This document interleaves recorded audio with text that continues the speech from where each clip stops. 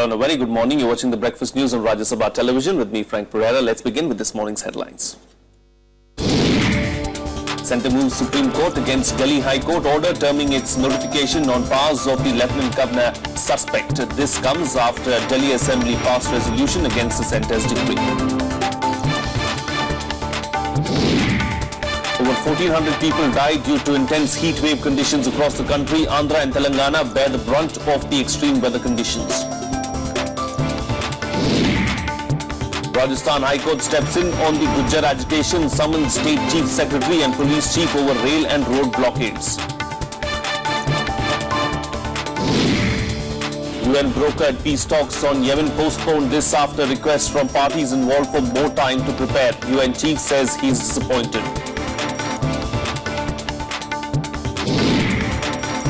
9 FIFA officials arrested in Zurich on charges of corruption face an extradition to the US. Arrests come just ahead of Friday's elections for FIFA's president.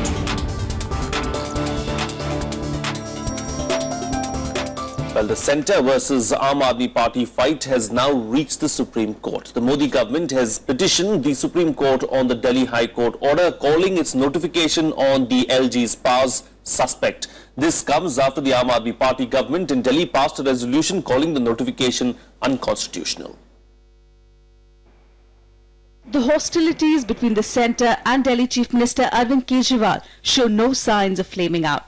The Centre has approached the Supreme Court against the Delhi High Court order, terming as suspect its notification on the powers of the Lieutenant Governor. Terming the Centre's notification illegal, the Delhi Assembly adopted a resolution against the powers to the Lieutenant Governor. Najeeb Jung's appointment of Acting Chief Secretary Shakuntala Gamblin triggered the ongoing tussle. मैं LG साहब से इतनी बार मिलता हूं, LG साहब ने एक बार मेरे से ये नहीं पूछा अरविंद दिल्ली में बिजली का क्या हाल है, सबको बिजली मिल रही है, सबको रोटी मिल रही है, सबको पानी मिल रहा है, सबको सड़क ठीक ठाक. ट्रांसफर पोस्टिंग में बड़ा इंटरेस्ट है सबको. कुछ तो गड़बड़ है सर. एनआरकी जो एक एनार्किस्ट वाला नेचर जो है वो साफ रूप से सामने नजर आ रहा है. The Centre's notification had barred the Anti-Corruption Bureau from arresting central government officials for graft. A Delhi High Court order allowed the ACB to carry out the arrests. मेरी जितनी समझ है उसके हिसाब से तो मैं बिल्कुल सही हूं, अगर गलत होगा तो उसकी सजा भुगतेंगे. आपको क्या लगता है कि बायस्ड हैं जो बायस्ड हैं, एरोगेंट हैं. Kejriwal has been accusing the Centre of trying to rule Delhi through the Lieutenant Governor and of undermining the historic mandate of the people. The Delhi Assembly had already passed a resolution demanding powers to impeach the Lieutenant Governor. With inputs from Anu Diwan, Bureau Report, Rajya Sabha TV. Well, joining me for a chat this morning to talk about what's happening between the Centre and the State is Parsa Venkateshwar Rao Jr., editorial consultant of the DNA. Good morning, Parsa. Thank you for joining me on the program. The gloves are well and truly off. The crisis seems to be deepening with every passing day. Just 100 days completed as far as the Aam Aadmi Party government is concerned. Another 1,000+ days to go. It looks like a long and bumpy road ahead for the Centre and the State, doesn't it? Absolutely. There is no lack of political drama, and perhaps will be kept on our feet, the media at least, on reporting the various events. But I think it's both sides are taking tough stances which are not helpful for or conducive to governance. I think we should agree with the Delhi government's complaint that the Lieutenant Governor has no right to order the postings business. That's the prerogative of the elected government. The Delhi Chief Minister and his cabinet colleagues should have the bureaucrats whom they want to have, and there should not be any interference in that. But the Delhi government's demand that its anti-corruption bureau officers will go and arrest the so-called or allegedly corrupt central officials, I think that has to be, we have to draw a line there and say that the Delhi ACB cannot exercise that power, and the Delhi government should not insist on exercising. Delhi ACB should be confined to the Delhi government officials. I think the demarcations, the boundaries are very, very essential for a smooth relationship between the Delhi government and the central government. I know it's a tricky one because Delhi happens to be the national capital, so dividing the line at the central government and the Delhi local government will be slightly difficult, but I think Arvind Kejriwal, the Delhi Chief Minister, needs to show restraint, needs to show more maturity. He has to fight the legitimate battles, and people will be with him when he's doing that. But when he oversteps and shows that overzealous anti-corruption crusader, I think he cannot really rock the system too much. There are ways. There is a Lokpal at the central government. There are ways of dealing with, and it's a separate issue, how to deal with corrupt officials in the central government. The CBI will take care of that. The ED will take care of that. Then our Central Vigilance Commission is there. So for the Delhi government to say that we will go and do our bit of the playing the cop sort of thing in the with the central government officials, I think it is not acceptable. You know, a resolution has been passed by the Delhi State Assembly. So is that resolution going to have far-reaching consequences? I think the resolution as regards the appointment of bureaucrats in the Delhi government is concerned. Yes, it can pass the resolution only with regard to the transfers and appointments in the Delhi government, but not beyond that. Yes, the Lieutenant Governor Najib Jung has overreached himself by trying to say that the elected government has no right to appoint its own chief secretary. That is untenable. I think to that extent, Chief Minister Kejriwal is right. But if he does anything beyond that, I think it would not be acceptable. I think he should not be doing it. Secondly, the Delhi government and Arvind Kejriwal will also have to do some other things. They have been elected to the Delhi government to govern Delhi, to provide services and all that. Not to hog the headlines, not to make these fiery and rhetorical speeches. That will not do. I mean, you may have come to power through a very self-righteous agitation, but once in power, you cannot indulge in agitation. Indeed. You know, has the entire issue been blown out of proportion, and will it now only be settled in the courts, or is there still room for some kind of a discussion or some kind of negotiations? I think Arvind Kejriwal is doing this deliberately to make a point. I mean, to an extent, yes, his making the point is acceptable, but I think he's overreaching himself. And if he doesn't become aware of his own limitations as the constitutional head of the elected Delhi government, then he's going to cause a lot of trouble. Then he's going to disappoint the people who voted him into power. He has been voted into power not to fight the corruption in the central government. He has been voted into power to govern Delhi. And he should accept that very specific mandate. And so are you saying Arvind Kejriwal should be the bigger man and give in for the time being at least? On the issue of ACB, Delhi ACB going in for central government officials, it is a no-no. He just can't do that. On the issue of having his own officials in his own government, he's perfectly right. He should stop with that. And he should also learn to accept that even if the governor, lieutenant governor has overreached himself, that episode is over and you have to continue your constitutional or official ties with the governor, because that cannot be avoided. A little bit of give and take from both sides so that the issue can be completely sorted out. No, there is what is called official courtesies in the working of a government. You may not like a person at an individual level, at a personal level, but then you continue to deal with them. I think the best example is when Prime Minister Narendra Modi and former Prime Minister Manmohan Singh, they have been sparring with each other, but they met each other because it's a courtesy call. Yes. That is the kind of ties and personal courtesies Arvind Kejriwal and Najib Jung should show to each other. All right, we'll have to leave to that. Thank you so much, Parsa Venkateshwar Rao, for joining us on the program and putting things into perspective for us. Moving on now, the second round of talks between the Rajasthan government and the agitating Gujjars remained inconclusive on Wednesday. The Gujjars have been blocking rail tracks and roads in 3 districts of the state for a week now, demanding 5% quota in government jobs.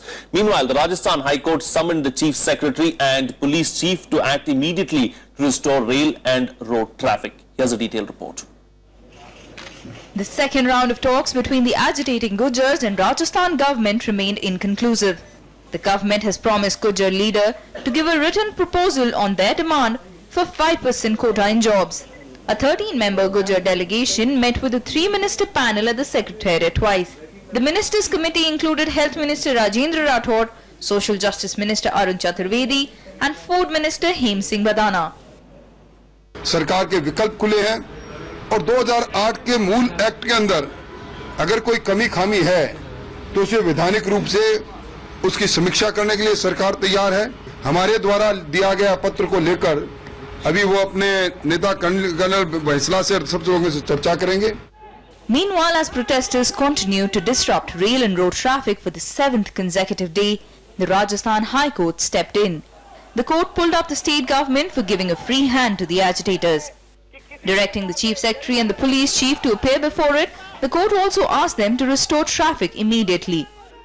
हम सबसे पहले तो आंदोलनकारी और उनके जितने भी नेता हैं उनसे कांटेक्ट करके उनको समझाइश करने का प्रयत्न करेंगे कि इस अवमानना नोटिस की पालना हाई कोर्ट की सरकार के लिए लाजमी होती है। The Delhi-Mumbai rail track in Bharatpur, Agra-Jaipur National Highway in Dausa and a state highway in Savai Madhopur remains blocked, causing distress to commuters. Bureau Report, Rajya Sabha TV. Moving on now, Congress President and Raebareli MP Sonia Gandhi will inaugurate works done under the MP Local Area Development Funds during a day-long visit to her home constituency today. She will be joined by her daughter Priyanka Vadra. The Congress President will also attend the District Vigilance and Monitoring Committee meeting. She is likely to meet the relatives of people killed in the Bachrawa rail accident and will also distribute checks to them. She is likely to compensate farmers suffering from crop loss due to unseasonal rainfall and hailstorms. Gandhi will inspect the development works and will address the congressmen in the guest house situated at Baumau before leaving for New Delhi. Priyanka, who is already in Raebareli, will attend the programs along with her mother. Well, let's take a look now at all the important events lined up for today in our segment, The Day Ahead. RBI Governor Raghuram Rajan will arrive on a 2-day visit in Kashmir today. There he is scheduled to meet State Chief Minister Mufti Mohammad Saeed and Finance Minister Hasib Drabu. He is also expected to interact with the bankers, traders, tourism players and students of the Kashmir University. The focus of his visit will be the rehabilitation of flood-affected businesses and infrastructure in Kashmir. The process of admission to 54,000 seats in Delhi University's undergraduate courses will commence today. The online registration process will continue till June 15th, while offline forms will be accepted at the registration centres from June 5th to the 15th. This time, the university has put in place strong dedicated servers to deal with the huge traffic expected online. Last year, the varsity's website had crashed on day 1, prompting the aspirants to flock to the offline registration centres. After a grand coronation ceremony today, the Mysore Palace will get its new and 27th King Yaduvir Krishnadatta Chamaraja Wadiyar, who was adopted by the previous scion Srikanta Datta Narasimha Raja Wadiyar's widow Pramoda Devi Wadiyar as her son earlier this year. Moving on now, the death toll due to intense heat waves sweeping across many parts of the country continues to mount. As many as 1,412 people have lost their lives due to the blistering heat, with only Andhra Pradesh and Telangana accounting for 1,360 deaths. The situation could only get worse as the Met Department predicts no respite from the scorching weather in the coming few days. Here's more. As mercury levels continue to soar, more and more people are falling prey to the intense heat wave sweeping large parts of the country. More than 1,400 people have died so far due to the sweltering heat, 1,360 in the twin states of Andhra Pradesh and Telangana alone. As per the latest figures, nearly 200 deaths were reported from both states on Tuesday. But despite the huge number of deaths, the two states are yet to officially recognize the heat wave as a natural disaster. Little has been done to provide relief to people beyond the issuance of a general advisory. The heat wave is still continuing in the state of Andhra Pradesh. The maximum temperatures today also at many places recorded at 46 to 47 degrees, and the death toll reached 1,020 people died all over the state. This is the cumulative figure. Since the beginning of heat wave from 18th onwards, these many people died due to sunstroke or heat waves. Hospitals have recorded a rapid increase in the number of patients suffering dehydration or sunstroke. and long hours of power cuts due to acute weather conditions have added to the woes of people. పొద్దున 10 గంటలకు పోయింది current అండి. ఇప్పుడు దాకా ఎవరో పట్టించుకున్నారో లేదో MLA గాని management superintendent కూడా ఎవరో కూడా పట్టించుకుంటారు. Rising temperatures have claimed several lives in other states as well. At least 7 deaths were reported from Gujarat.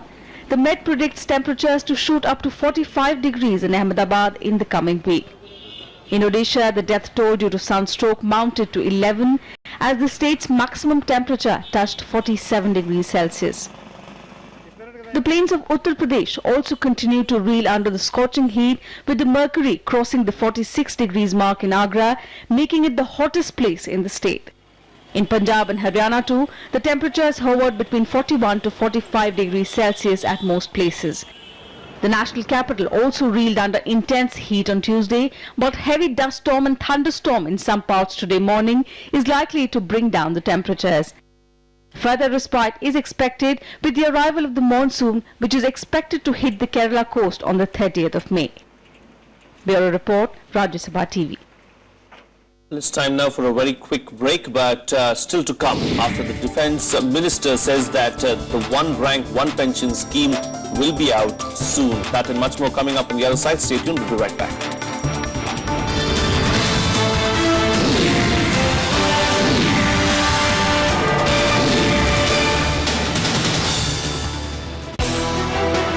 One year of the Narendra Modi-led NDA government.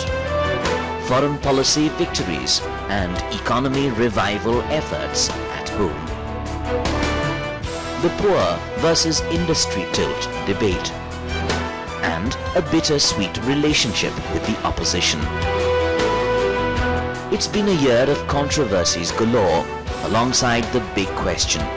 Has this government lived up to expectations? Watch wide-ranging coverage on 1 year of the NDA government.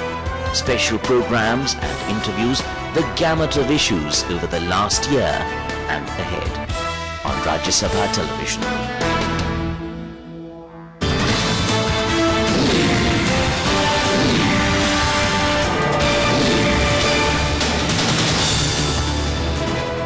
Welcome back. You're watching Rajya Sabha television. Well, the one rank, one pension scheme for ex-servicemen would soon be implemented. This was revealed by Defence Minister Manohar Parrikar.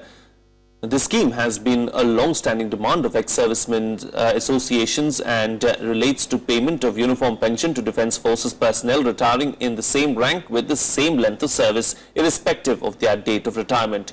Recently, Congress Vice President Rahul Gandhi had met ex-servicemen over the matter and assured them that he will take up the issue with the centre.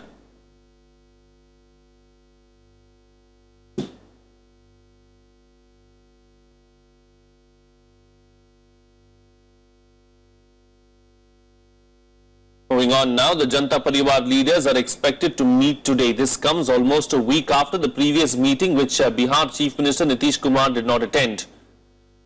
Lack on consensus over seat sharing has bogged down the Janata Parivar ever since the merger of 6 regional outfits was declared last month. According to reports, Nitish was unhappy with the RJD's demand for more seats under the alliance and Lalu Prasad's efforts to join hands with the former Bihar Chief Minister and expelled JDU leader Jitan Ram Manjhi. Last month, the 6 parties including SP, JDU, RJD, JDS and INLD had announced their merger, declaring Mulayam Singh Yadav as the president of the new political outfit. The name, election symbol, party flag and policies of the new party is yet to be decided. Meanwhile, former Bihar Chief Minister Jitan Ram Manjhi will hold talks with the BJP in Delhi. A possible tie-up with the ruling National Party ahead of the Bihar polls is expected. Manjhi is also likely to meet the Prime Minister in a day or two as the BJP-led NDA looks to widen its base in the state. Well, let's now get you up to date with all the other news and updates from around the nation in our segment Nationwide. Former Prime Minister Dr. Manmohan Singh met Prime Minister Narendra Modi at 7 Racecourse Road on Wednesday. PM Modi had expressed desire to meet his predecessor over tea in the evening yesterday.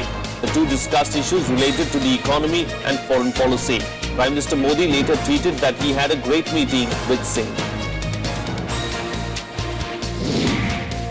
German Defense Minister Ursula von der Leyen met with the Indian Prime Minister on Wednesday in New Delhi. She expressed keen interest in collaborating with India in defense technology and equipment, including manufacturing besides cybersecurity and maritime cooperation. PM Modi invited the German companies to take advantage of enormous opportunities in defense manufacturing and defense research and development in India. A plea that has challenged the sudden shifting of a tiger famously known as T24 or Ustad from the Ranthambore Reserve Forest in Rajasthan to a zoo will be taken up before the Rajasthan High Court today. Earlier this month, the Supreme Court had ordered the officials to maintain status quo regarding the relocation of Ustad. Tiger T24 is in a rescue center in Jaipur. Moving on now, in a major relief to Greenpeace India, the Delhi High Court permitted it to use its 2 domestic accounts to receive fresh domestic donations. The court also allowed the non-government organization, whose 7 accounts were frozen by the Home Ministry, to liquidate its fixed deposits. In April, the Home Ministry suspended the official registration for foreign funding of Greenpeace India for 6 months and froze 7 bank accounts connected with the organization, accusing the environmental watchdog of misusing funds. In June last year, a report by the Intelligence Bureau had accused Greenpeace India of acting against national interests. This report was then used to block access to funds from Greenpeace International, a move that was overturned by the Delhi High Court in January this year. Yeah, this has been a good interim relief for us. We maintain that we are still, we need to contest the larger writ petition, which is also blocked our FCI funds. But indeed, with today's interim judgment, it is clear that our Indian supporters, and we have got about 80,000 financial supporters here in India, who can give us money through the normal ECS route, which will help us function, which will help us campaign what Greenpeace is known for. We are very relieved that the court has given us this lifeline. Now we can actually continue with the campaigns of campaigning for fresh air and solar power and things like that, while we actually preparing for the larger case to be solved. Well, it's time for another short break now, but still to come, Indian ace shuttlers Saina Nehwal and Kidambi Srikanth enter the second round of the Australian Open Super Series. That and other sports stories coming up. Stay tuned, we'll be right back.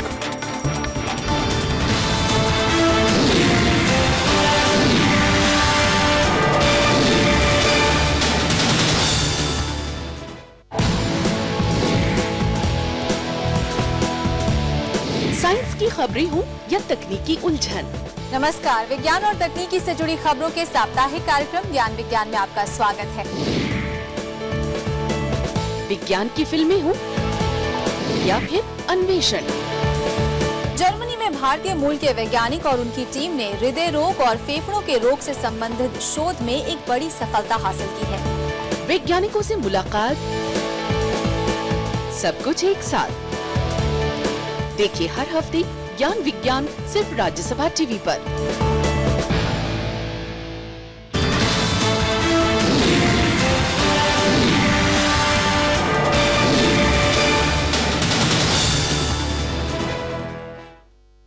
Welcome back. You're watching Rajya Sabha television. Well, a conference aimed at restoring peace and conflict-torn Yemen was postponed on Tuesday following a request from the Yemen government and other parties for more time to prepare.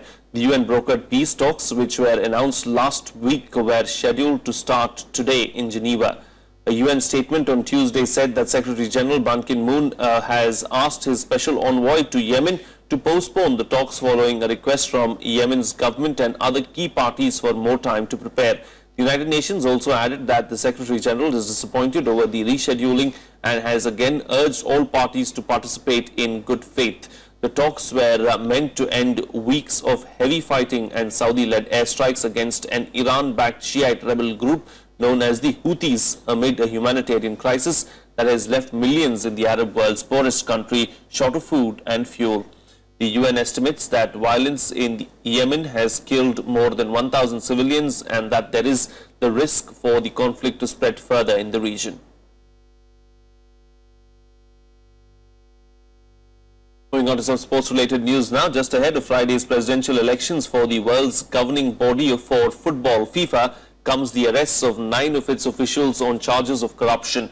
The development has now cast a shadow on the polls that is widely speculated to be won by incumbent Sepp Blatter. Here's more. The world's most popular sport plunged into turmoil on Wednesday after the US and Swiss authorities announced separate inquiries into the activities of soccer's ruling body. This comes after 9 FIFA officials, including Vice President Jeffrey Webb, were taken into custody in dawn raids, all accused of receiving or paying bribes in millions of dollars. US federal charges include racketeering, money laundering and wire fraud and span 2 decades of misconduct in soccer's world governing body. They have been detained pending extradition to the United States. Der FIFA-Präsident und auch der Generalsekretär sind nicht Beschuldigte. Sie sind nicht involviert in diesem Verfahren. Am Schluss einmal mehr, die FIFA ist die darunter leidet, ist es selbstverständlich ein schwieriger Moment. Hours after the arrests, Swiss authorities began criminal proceedings into the awarding of the 2018 and 2022 World Cups. FIFA has suffered repeated accusations of wrongdoing over the bidding process for these World Cups, which were awarded to Qatar and Russia respectively.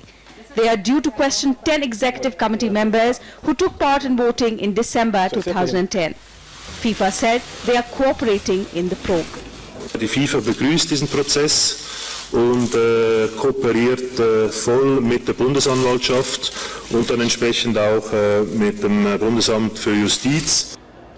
Meanwhile, Nicaragua's soccer body has distanced itself from Julio Roca, former president of the Nicaraguan Football Federation, who was among the 9 arrested. Sponsors including Nike, Coca-Cola and McDonald's expressed concerns over the allegations and extended full support with authorities on alleged bribery and corruption at soccer's governing body, FIFA. Bureau Report, Rajya Sabha TV. Here's a look now at what else is making news in the world of sports in our Sports Beat. Indian ace shuttlers Saina Nehwal and Kidambi Srikanth entered the second round of the Australian Open Super Series on Wednesday. Defending champions Saina breezed past Malaysia's Chia Lydia Yu 21-12, 21-10 to enter the last 16. Saina will now take on China's Sun Yu today. Meanwhile, world number 4 Srikanth defeated Denmark's Hans Christian Vikingas 14-21, 21-8, 22-20 in a thrilling decider. He will now face China's Tian Haowei today. Meanwhile, in the women's doubles, pair of Jwala Gutta and Ashwini Ponnappa made a winning start and entered the second round of the Australian Open Super Series. Jwala and Ashwini had a relatively easy 29-minute victory over Dutch combine of Samantha Barning and Iris Tabeling. The Commonwealth Games champions won 21-13, 21-13, but face a tough task ahead as they will take on Indonesian 4th seeds Nitya Krishinda Maheshwari and Gracia Poli today. Spanish football club Sevilla won their record 4th Europa League trophy after beating Dnipro 3-2 in a thrilling final in Warsaw on Wednesday. Nikola Kalinic headed a goal in the 7th minute and gave the Ukrainians Dnipro an early lead. Later, Gregorz Krajowicz and leveled the score for Sevilla in the 28th minute. Colombian striker Carlos Baca netted the winner with 17 minutes left to seal victory after a pulsating first half. That's it on this edition of the Breakfast News. Have a nice day.